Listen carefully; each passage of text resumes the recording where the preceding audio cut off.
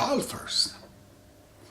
By the same way, if you have an order of priority that begins from material desires, goes to the social desires, and goes to the spiritual desires, we are on the right track. You see, if you prefer to say that, okay, I'm just going to marry this woman or this man as long as he's huge rich. Good. We know what happens. That marriage will not last even 2 months. You pretend for sometimes, but it doesn't work. Or you say that, nah, I'm going to marry this guy because he's real a good, beautiful face, real huge body, sexy. Or this woman is so famous, so beautiful. But you haven't developed love for her or him. You go marry, it might take 6 months, again it collapses. So what do? We have to be in love with the person to marry first. But we could say that our other condition is that we want also this person have a good shaped body. You could say that. So you love this person, but say it does not have a body that I want to, so I'm not going to go. So you find the next one that you love that but has a good body. But you could say further, no, it's just not enough. I want a person whom I love, but I want her to be beautiful, have a good body, also to be rich and famous. Go ahead. Keep the order of priority. You can ask anything you want. So in this life is like this. You have to know what the order of priority is. I give this example all the time. Poor Chinese. I use their country because they're poor. I say that if you're in China and you want to eventually come to Canada, what would you do in China as a preparation to immigrate to Canada? The first thing you have to do, everyone can tell you have to learn English, because that's not the language they speak in Chinese, not a language they speak in Canada. Well, the same way, if you're going to die to the next world, you have to create an ability to communicate for the next life. Okay? So the next thing is that, are you going to work all your life to create a lot of money? Let's say by, I don't know, do some kind of work that's in China but it's not in Canada. If you do that and you make a lot of money all your life, but you learn the job that's not a job in Canada. So if you come to Canada, all your money may not worth nothing. You won't be able to buy one a coffee. An exchange rate is no good. But you came here and you don't know nothing. So what would you do? You do something that's not relevant to the Chinese in China. You go learn, let's say, carpentry. But they say in China there's no carpenter, like a house builder. They don't build a house out of wood, let's say. But you are going to learn carpentry. Everybody in China says, are you crazy? This job is useless in China. Nobody learns how to do carpentry, build a frame of the house with wood. You say, no, I want to learn that. So what you do, you install a program in China that's irrelevant to the Chinese economy and life, but you know you're coming to Canada, it's going to be useful. There you go. So when you come to Canada, all of a sudden, what was useless in China, it all of a sudden materializes itself to be something very useful. As a carpenter, immediately you go get a job and you work. So this order of priority has to be there. If it is not, somewhere in your body says you're wrong, you're not doing the right things. You go and help the entire world, give them money, this and that, like Mr. Bill Gates does. But you don't know the source of the goodness. That's crazy. That's like the guy who's teaching astronomy to people, but he doesn't know where the location of the sun is in solar system. How absurd is that? You ask him questions about the sun, where's the center of the solar system, he doesn't know that. But he wants to talk to you about the Titan galaxy 30 billion light years ago away, and they already died.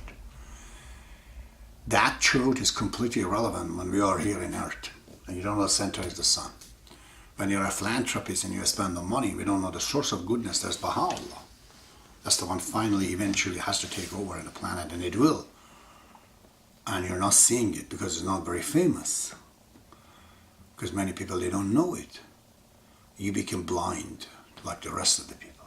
Go ahead, do it. You give all your money like to a false bank. You make a lot of investment, no good.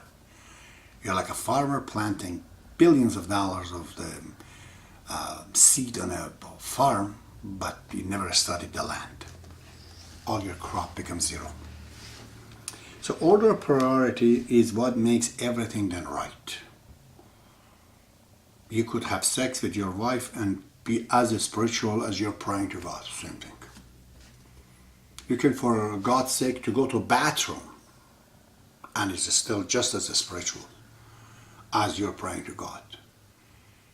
Everything is true in its place.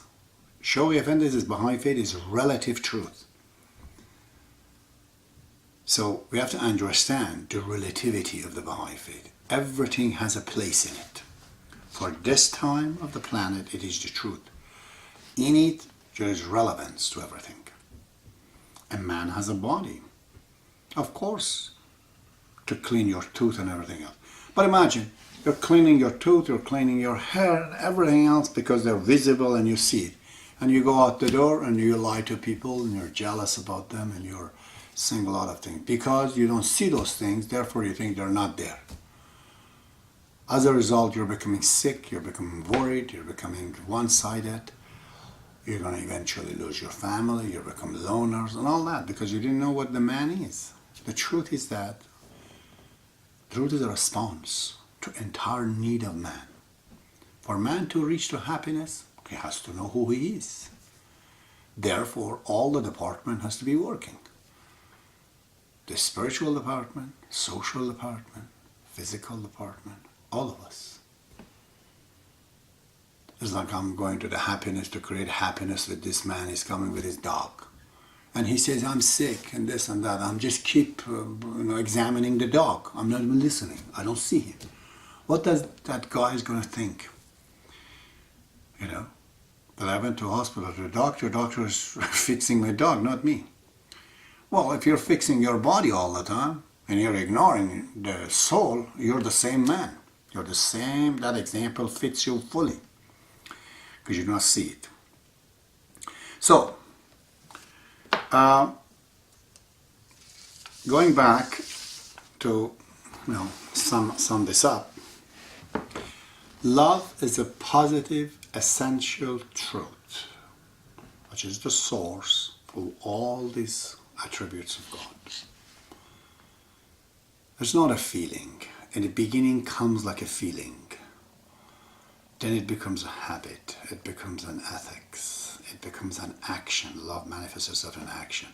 And then finally it becomes a quality. To do it right now, you have to get engaged into many, many good acts, whether it is giving or forgiving, serving and humbleness and all of that. The best for you to get the love as a Baha'i, if you're not a Baha'i, study Baha'i faith, but as soon as you become Baha'i faith, don't waste your time. Right away, go start to teach. When you teach Baha'i faith, you're attaining into a lot of great attributes. You give, you forgive, you're humble, you serve, you tolerate. A lot of things you have to do with your students or whoever you're teaching. You have to put up with them, basically. And that gives you a lot of attributes. And if you don't have that, that creates fear in you. This fear that you have is caused by your carnal desires. Too much one-sided desire about something causes fear in you. And also your other feeling attribute, your desires toward other things, if they're not in order. If you prefer sex over love in marrying a person, you're wrong. You're going to fail. Okay. If you prefer money over your child, you're going to be wrong in that, for sure. You can't prefer money over your feeling. You can't hurt your feeling and yourself by going towards the material. Therefore, love is real, fear and other desires are not real. Carnal desire is only happens when there's no love. You love a person, have a feeling towards that person, you get the person into the bed and have sex. Have 20 times, your feeling doesn't develop. But if you stop your carnal desires, your feeling develops about her or him. Then it becomes love. What you call it as love. What I see is testosterone and estrogen ordering you around. But if you keep doing that, from that, just a small initial investment, just the look of something behind the window, you don't possess it, like window shopping, then it becomes a habit that creates an ethic in you and then passes. And it becomes an independent feeling in you. You do not need to have a beloved to be in love. Love is your attribute. It's a part of you. You love all the time. I can't hate you of love. So, lack of love creates a lot of bad things. You have to have a lot of good things in order to create love. Hate, as we say, love and hate. Hate has got nothing to do, is not the lack of love does not create hate. No. Hate have other reasons we're going to discuss with it. Very well. Time is 12:22, and I think this topic, which the consequence of the lack of love or lack of love, I think I explained enough. I'm going to get to the next topic tomorrow, and I hope I can bring these topics of attributes and qualities fast to an end to talk about the last one. Very well. May God be with you.